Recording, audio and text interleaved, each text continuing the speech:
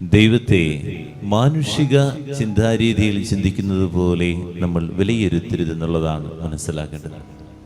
മനുഷ്യർക്കത് അസാധ്യമാണ്. മനുഷ്യന് അത് പറ്റില്ല. പരിമിതികൾ നിരവധിയുണ്ട്. അതേ രീതിയിൽ തന്നെ ദൈവത്തെയും നമ്മൾ വിലയിരുത്തിക്കൊണ്ടിരിക്കുക എന്നുള്ളതാണ്.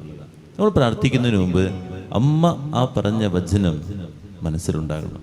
ദൈവത്തിനൊന്നും അസാധ്യമല്ല.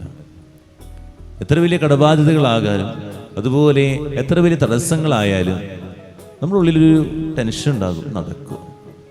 മറ്റുള്ളവർ നമ്മുടെ അടുത്തുനിന്ന് പറയും, ഇതെന്ത് ചെയ്യാം, ഇതെങ്ങനെ വീട്ടിൽ തീർക്കും.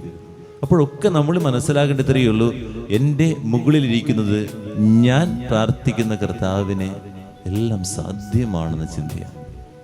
ആ കർത്താവിനെല്ലാം സാധ്യമാണ്. അങ്ങനെ ഒരു ചിന്ത മനസ്സിൽ വെച്ചുകൊണ്ട് വേണം നമ്മൾ പ്രാർത്ഥിക്കാൻ. അല്ലാതെ നമ്മൾ പ്രാർത്ഥിച്ചിട്ട് കാര്യമില്ല. നടക്കും.